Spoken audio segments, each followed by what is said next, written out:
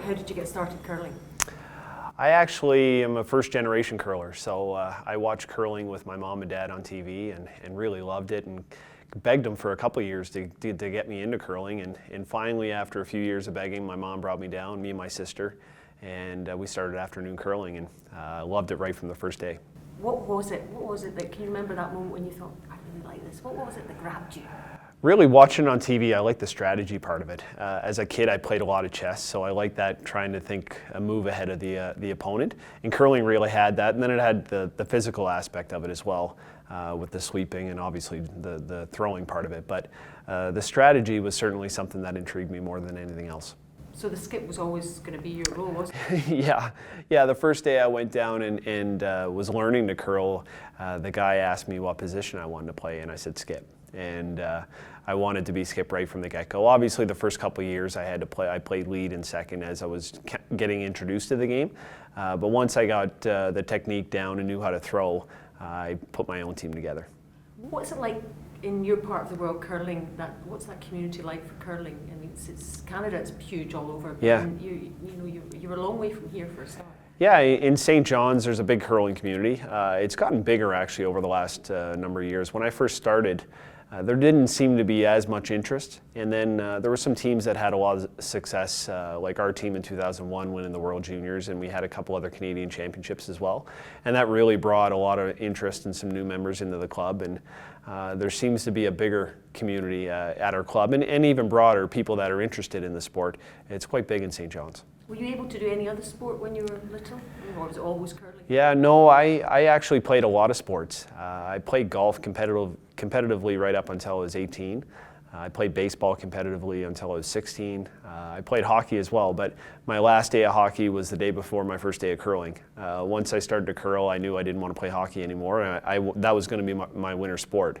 Obviously, golf and baseball, I still continued to play in the summer, but once we started to get really good at curling, it became a full year thing. We started training through the summer, doing summer camps, and the season just kept getting longer and longer. So, I still miss playing golf and baseball, but I certainly don't regret the decision I made. When did your mum and dad, when were they kind of told, actually Brad's quite good at this, he's got the potential? When did that kind of happen? I think they realized I was pretty good pretty quickly. In my second year, we won our provincial championships and got to go to the Canadian championships, which is a big deal in Canada. We didn't do very well there, but at least we got to the Canadian championships, and that really kind of got my hunger to get good on a Canadian level. The year after that, I went back to the Canadian juniors and I won All-Star Skip. And I think that was really the moment when, I was 15 years old, 5 years younger than all the guys I was playing against, and I won All-Star Skip. They realized that I could be pretty good at this game. Can you remember what that feeling was like at that time when you were 15? Yeah, I was certainly proud of that achievement. I played really good that week. It's still, from my memory, still one of the best weeks of curling in my life. I didn't seem to miss too much, and it was certainly nice for me to get the accolades from some of the older guys that I looked up to. Some guys that are actually still playing competitively played in that junior as well, and to get that honor, it certainly gave me the confidence to know I could be one of the best players in the world. And what were your memories of the juniors at that time, the World Juniors? I didn't get to the World Juniors until 1998. I went as fifth man for John Morris, and that was my first taste of the World Juniors, and that was pretty awesome. It was a great experience. I got to learn a lot from John's team, but also got to meet a lot of teams from around the world and see what the level of competition was like. And that certainly helped us for 2001 when we won the Canadian Juniors and went to Ogden, Utah for the World Juniors. And it gave me a lot of comfort and I guess that experience of playing some of those teams before and realizing there's a communication difference. You can't really hear what or understand what they're saying and what weight they're throwing. So it is a little bit different playing a team from outside of Canada. And that experience in '98 and obviously again in 2001 certainly helped me in my career. Everybody's learning at that time, aren't they, in their career? Yeah, absolutely. When I'm, when you're 17, 18, 19 years old, you've got a lot to learn in any sport, especially curling, because there's so many little nuances in the game that, even 36 years old and having won a Brier and an Olympic gold medal, I'm still learning. So there's a lot to pick up when you're 18, 19, and you really have to be a sponge. You were young when you went to the Olympics, though. What was that like?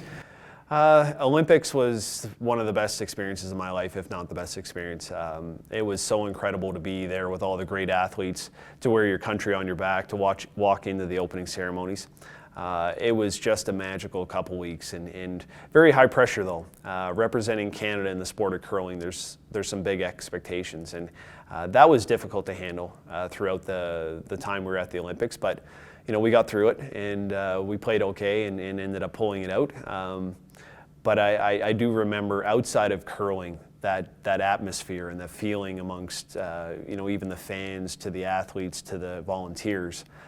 It was just a special feeling around the Olympics, and it's something that I wish everybody in the world gets an opportunity to experience, even as a spectator, just to get that feeling of being in an Olympic city when an Olympics is on. And this journey, this incredible journey, and this, and when I was reading up on you, the perseverance you must have had to just keep knocking on that door. Yeah. How did you keep going all those years? Really, I think for me, it's just love of the game. Obviously where I live in Canada puts us at a fairly big disadvantage, because we don't have the population, we don't have the facilities and the coaching that a lot of places in the rest of Canada have. We don't have a big pool of athletes to pick from. So to put a team together from Newfoundland that's going to be able to compete with a team like Kevin Martin or Glenn Howard or Jeff Stoughton, it was a challenge. And we tried different things to overcome it, and now we're at a point where the rules have changed a little bit, and you can get some people from out of province, and we've been able to develop a very good team. But it was a challenge, and sometimes there was moments there where I had to figure out whether it was worth it to keep going, because I knew skill-wise I was good enough to be one of the best teams in the world. But overcoming the cost of flights and travel to each event, getting players to come to Newfoundland to play with us, it was a challenge, and I'm certainly proud now at the point I am in my career to have overcome that. And I think really it was the love of the game that kept me going through some of those moments. So the Brier, as it's called in Canada, and all those years that it took to win the Brier, you talk about these great feelings you've had, the juniors, the Olympics. Yeah. How does that fit into that feeling of joy, if you like? Yeah, that's a great question, and it's really difficult to compare the Brier to the Olympics, because the Olympics is the biggest sporting event in the world. It's global. There's millions upon millions of people that watch it. The Brier is huge in Canada. But this year's Brier, being in St. John's, the first time it was there in 45 years, us being the #1 ranked team in the world at that point, with the expectations and the pressure that we had on our team to perform, and then to go ahead and win it in St. John's. To be honest, I have to put it right up there. It's right up there with the moment of getting to the Olympics and winning the Olympics, and maybe even higher at this point, because of all that we had to go through over the last 11 years, and the ups and downs and challenges that we had. And being 36 now versus 25, I appreciate it a whole lot more, and realize the struggles that I had. When I won at 25, I thought I was going to have a few of these Briers at this point, but it was hard. And for me, growing up against Kevin Martin and Glenn Howard and Jeff Stoughton, it's hard to beat those guys. They're some of the best players to ever play this game. And for me, I grew up in an era when they were at their best, and then that was a struggle, but it also made me a better player. And I guess everything you do now, you do appreciate that bit more because you're older. So the next target, the Olympics? Yeah, I'd love to get back to the Olympics. Now that we have the Brier checked off, which was certainly the biggest goal after we had won the Olympics, was to get to the Brier. The focus is certainly going to shift to the Olympics, and I'd love to get back there again, because I certainly believe I'd appreciate it a whole lot more. I think I'd enjoy it. I'd soak up the experience. When we're 25, you're so focused on just winning that I think we lost some of that experience around it, and we didn't enjoy it as much as we can. And that's not to say we're going to go there and watch every other sporting event, but certainly when we have the opportunities to get away from our game, you can enjoy it and soak it up. And I think having that experience of being there once, I think it gives you that ability to embrace it and enjoy it just a little bit more. Do you think about records and things? Do you think about, well, this is the World Olympics, the World Juniors, the World title? Do you think about that? Nobody else has done that. Does that ever kind of... No, it doesn't. It's been brought up to me a lot in the last couple of years, and especially this year after we won the Brier. I don't think about it too much. I think when my career is done, I'll look back on it, and I got a lot of boxes checked off with the Canadian and World Junior, the Olympics, Olympic trials, the Brier, winning the Grand Slam, which is something I'm proud of as well. It's a nice list. It's a good resume, and it certainly. If I don't win another game in my curling career, I can look back and say I've had a pretty good career, and that's something I'm proud of. But I'm certainly I want to continue, and it's really just for love of the game. It's not padding the resume. I don't know what I'd do if I didn't curl, or if I was going to ask you that. What would you do if you didn't curl? Yeah, I'm not sure. I think. I'd probably pick up golf again and get back at that and see if I can get some of my game back, because I'm not nearly as good now as what I used to be. But yeah, just that competitive aspect. I think I'm a pretty competitive person. I need to have some sort of competitive outlet in my life, whether it be sport, maybe it might be business when I'm done curling, I'm not sure, but I need to have that little bit of competition in my life to keep me going. What relaxes you? How do you switch off? Do you switch off? A lot of people would say no, that I never shut off, but I just like spending time with my family. The times that we get to go on vacation and just lay around and the kids play in the pool and we lay by the pool or by the beach, that's what I certainly enjoy, just getting away from everything. I do meditate as well, so that's an opportunity for me to take 10-15 minutes a day just to stop thinking and really just sit there and rest.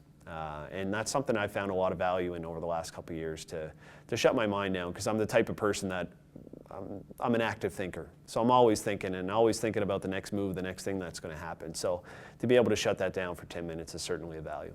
Yeah, you've juggled with a few people over the years in your team.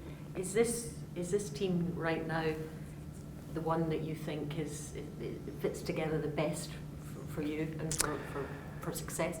Yeah, absolutely, and part of the juggling of teams goes back to just where we're located. Trying to find that mix and someone that was willing to move. Maybe not necessarily the player you wanted, but the player you want wasn't willing to come to Newfoundland. So you kind of go through the list and you find a good player that would come. You try different things, and we never found 4 guys. And it really was up until 3 years ago that was the first time I felt, okay, I got 4 guys that we can develop and mold this team into one of the best in the world. And we work so well together. We give each other a hard time. We make fun of each other a lot, but it's all in good fun, and we enjoy playing together. We work well together, and I do see this team staying together for at least another Olympic run, and then we'll see where it goes from there. But we're having a lot of fun.